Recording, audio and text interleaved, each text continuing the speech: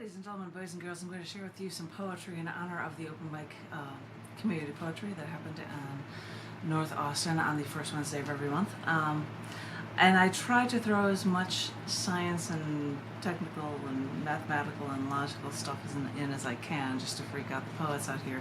As an editor of cc&d magazine, like this new issue of cc&d magazine, which is the December 2022 issue from volume 328, titled Lasting Forever, which is why you've got to have a sequoia in the redwood forest on the cover for it.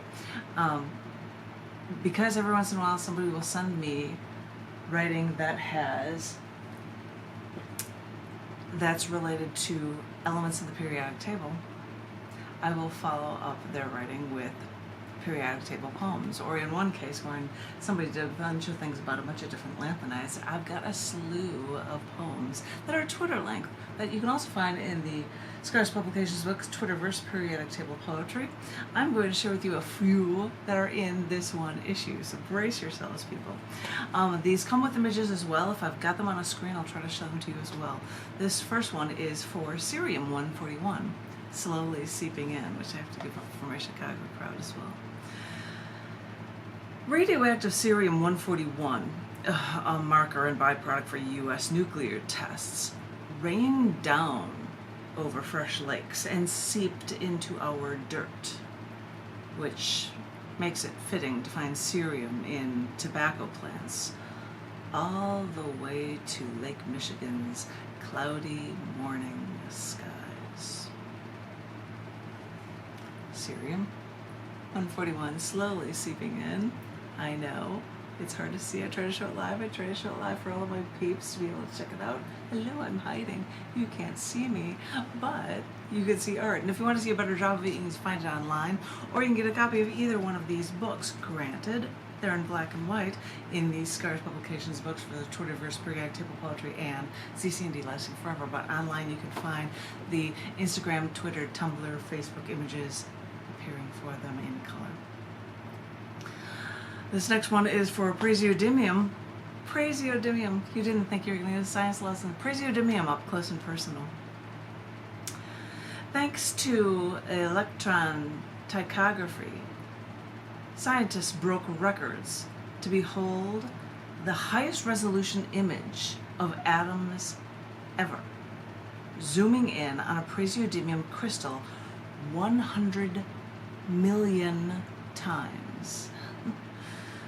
Because seeing the details of what makes the world work helps us solve problems we haven't even discovered yet.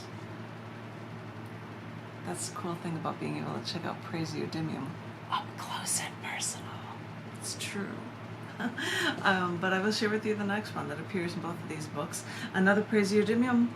It's toxic if you breathe it. Praseodymium, toxic if you breathe it. Dateline, ACS, praseodymium adversely hurts neural and cardiovascular development in zebrafish. After China mined rare earth elements, the Kyoto Encyclopedia of Genes notes DNA damage. Good thing someone's here to remind us that our tech is not respecting the environment, and that can hurt us. That is a poem. These are all Twitter-length poems. I'll try to give you a color image of it that appears online if you find the poem Praseodymium, toxic if you breathe it.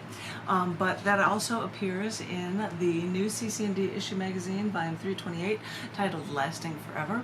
And it is also in the Scars Publications Twitterverse Periodic Table Poetry book that has elements for poems for every element in the periodic table, including a science and engineering news winning poem that was a third place winner in it. So I should say hi to the people that are reading checking this out live.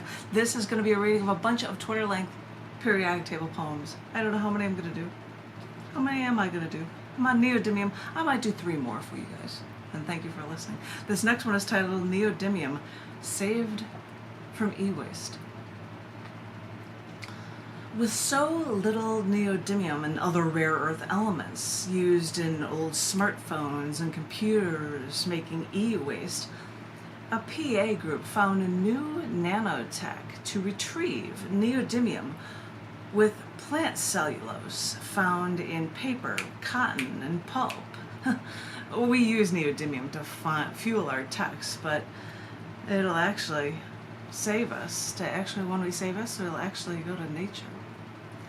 It's really funny when you think of the things that we do and we try to look for ways like in nature to try to be able to solve these problems. This is a tough one to see on the screen, you guys.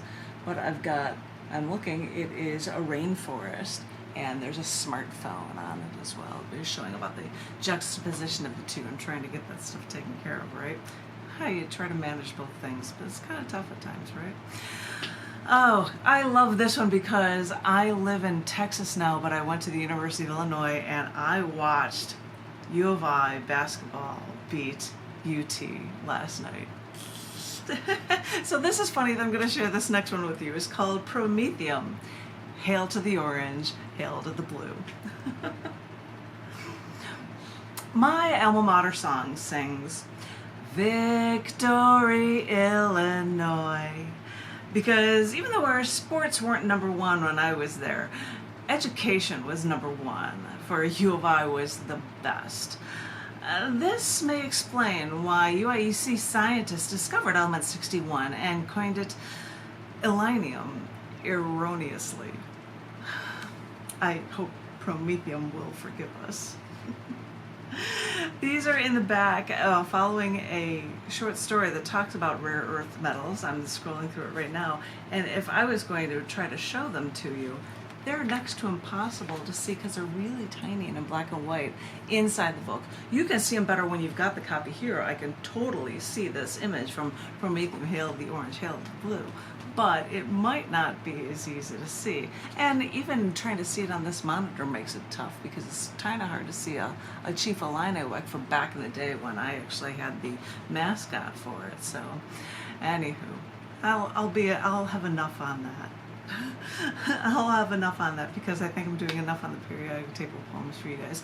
But I am going to come by and do another reading, maybe from another magazine. Maybe I'll have periodic table poems, maybe not. But stay tuned from 1 to 3:30 p.m. Central Standard Time on the first Wednesday of every month because I do these readings in honor of the open mic that closed down due to the pandemic and COVID-19. Which makes me very sad, but I try to keep the spirit of poetry, and in this case, and science, alive. So I'll be coming back with more readings, and thank you all so very much for listening, and I'll be coming back very shortly. Stay strong, stay creative, and I look forward to hearing from each and every one of you very, very soon. Thank you, thank you, thank you, thank you, and thank you. Thanks. Bye.